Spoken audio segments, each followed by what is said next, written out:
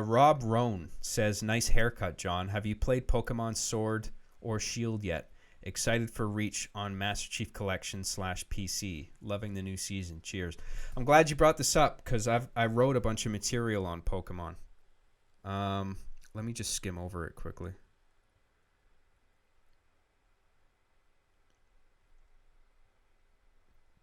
My roommate got...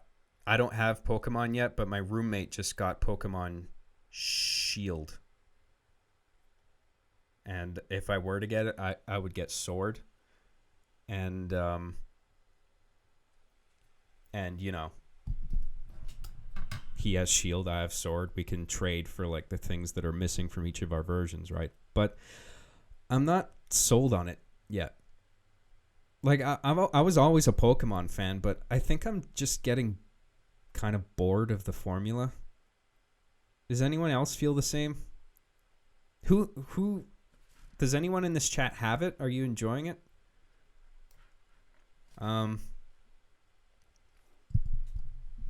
Like it does. I mean, I saw gameplay of it. It looks cool, but I feel like I feel like it doesn't compel me enough for me to finish it, because I've had a habit of like buying Pokemon games in recent years and not finishing them just because I lose interest. A big reason is that the narratives are also fucking like lame and stupid, and there's no conflict. You know, like every game has like the team of retarded villains. Like it's Team Yell now. Like it was Team Rocket before, and then Team... It's always some stupid fucking name. Now it's Team Yell. It's like, Yell? Seriously? Fucking hell. And the plots... I mean, I got Ultra... What was it? Ultra Sun, I guess? Whatever was on 3DS. And the plot is so straightforward. There's no conflict. There's no drama. There's nothing compelling about the narrative. The narrative is just like, go talk to that guy. That guy says, oh, do this thing, and you do the thing. Congratulations. Go to the next island and talk to this guy. Talk to him. Oh, go do this thing, and then you do it. Like, it's that over and over, and there's nothing like... There's like one twist in the plot, maybe. But, like, there's barely anything going on in terms of narrative. Like, fuck, even Pokemon Red and Blue had conflict with Gary. You know? Like, Gary is such a fucking asshole. And, like, he's with you right at the start of the game, and then he goes his own way. And it's like, at least that was something, you know? There's no conflict in the Pokemon games anymore. The dialogue is so fucking like strokey, where everyone is just so annoyingly nice to each other. It's like, hey, you want to battle me? Let's battle our Pokemon, but we're still friends. And nothing brings people together like friendship. And even though I lost this time, but it's okay, because that just means I'll get stronger, and I'm going to win one day, and we'll both become Pokemon masters, and the most important thing is not winning, it's loving your Pokemon, and someday I'll be as strong as you, and blah, blah, blah, blah, blah, blah. That's every Pokemon game now. It's just boring. And now this has like it has a British theme now, where it's like every Pokemon generation like tries to mix Japanese culture with like a different culture, and in this case it's Britain. So there's like you can see in the dialogue there's like a British influence in the way people talk. And that's pretty cool. I like the Pokemon designs. I like the names. I hate it when they're over-designed, but I've liked the Pokemon I've seen in the new game so far. I like the open world approach. I like the 3D camera.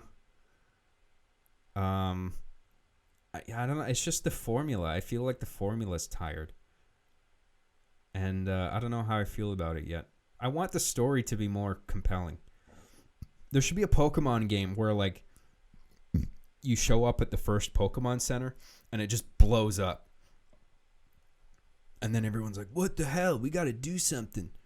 And then it's like Team Rocket or something. And then it's like just some kind of plot twist that like sets the main character on an unexpected detour. You know what I mean? Like even the fucking Game Boy games had that. Where it's like, it's not as simple as character tells you what to do. You go do the thing and then that's it. It's like in the Game Boy games, someone tells you what to do. And then you try to go there, but then you find that you just stumble across the fact that Team Rocket is in your way and they're up to no good. So then you got to, like, on the fly, figure out, like, oh, what are they up to? And then, like, make a detour, like, try to figure out a way around it. Like, there's an obstacle, right, to overcome. Yeah, I used the Pokemon Center blowing up thing already. I'm just making the point, like, because we're talking about Pokemon again because it just came out. And it's just like, you got to inject some excitement into the fucking narrative. Like, how about some conflict, for Christ's sake? You ever see that Family Guy bit where Peter Griffin's watching the movie with no conflict in it? There's a guy, like, where's the milk for the cereal? And his roommate or whatever is just like, he opens the fridge. He's like, it's right here.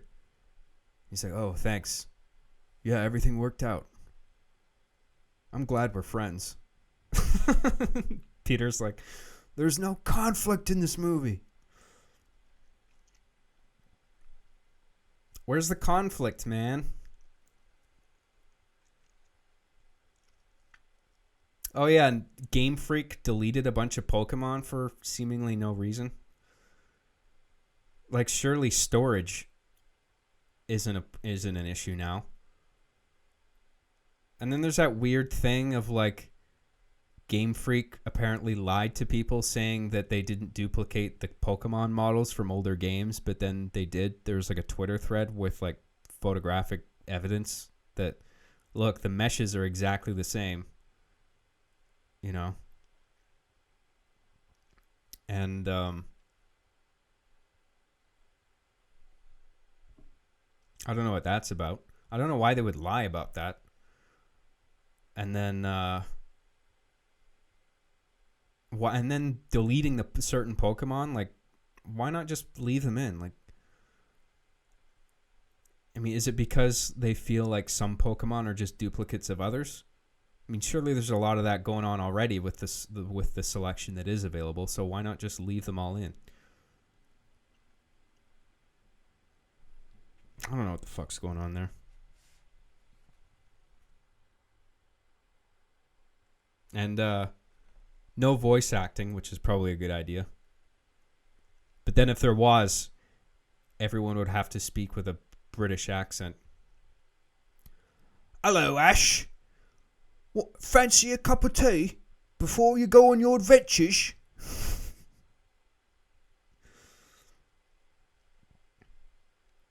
And then Team Yell would be like Scottish, like chavs.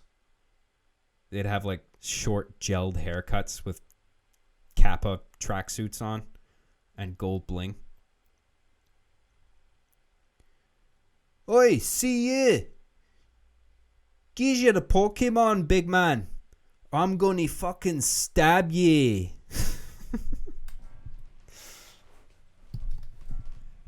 I'm for Scotland, right?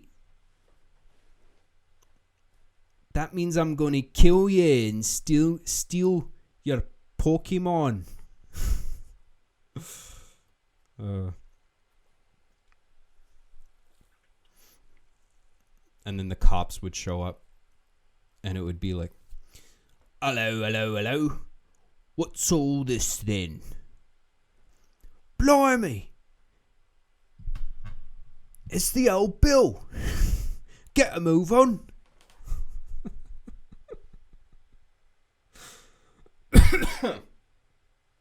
uh, this is Britain, so everybody talks like this. Blimey.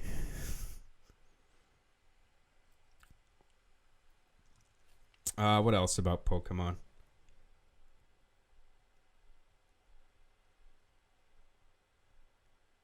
Oh, yeah. Right at the beginning of the game, there's a sheep. And I'm just like, what are they saying here? Gotta fuck something. This is Britain, after all. When in Britain, do as the British do.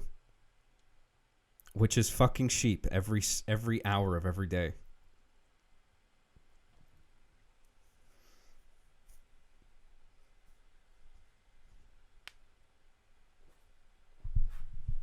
Hello, fellow sheep shagger.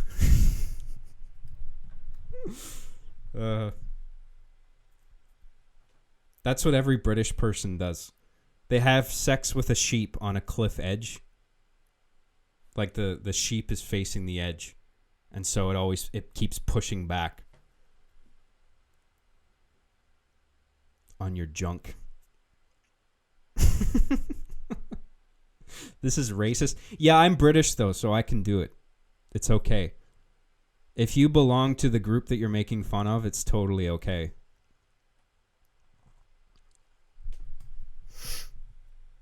I think. That's not racism.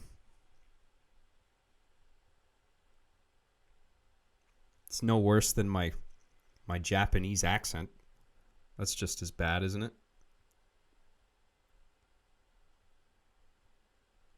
Oh yeah, and the Pokemon it's funny. You wander around the 3D world and like you encounter Pokemon, like you can see them. It's not just like random invisible encounters like the old games. You can actually see the Pokemon walking around. And it's funny how they just kind of have this like bemused shuffle where they're just like like like they don't have a skip in their step or anything. They're just kind of like walking like a person would. Some of them should be walking around just like smoking a cigarette. It's like, oh fuck, I fucking hate being a Pokemon.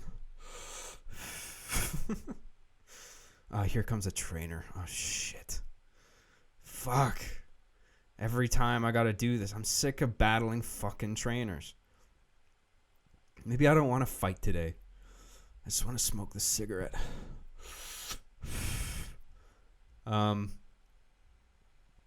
My roommate and I were talking about that. We were talking about how like there's Pokemon that are designed to look like pets, like of people. But then all Pokemon in a way are considered pets. And there's some Pokemon who like they look like humans. So it's kind of like, where's the line between owning a pet and essentially owning a slave? Like Machoke, for example, right? He's like buff. He's got 2 arms. He's bipedal. Like he looks like a little person. He looks like a fucking shredded little guy who could kick your ass. But like that's still considered a pet to a human being because he's a Pokemon. And it's just funny how like, you know, you'll see like the pet type Pokemon at the side of the like at a human's feet. But then if a Machoke was there, he would just be like, what the fuck? What the fuck, man? This is bullshit. I'm not anybody's fucking pet. I'll kick your fucking ass, bitch. That would be too much like slavery, right? I don't know, just a thought that occurred to me. I thought that was pretty funny. Oi, Ash, do you support Brexit? You do? My Jigglypuff is gonna give you a right smashing.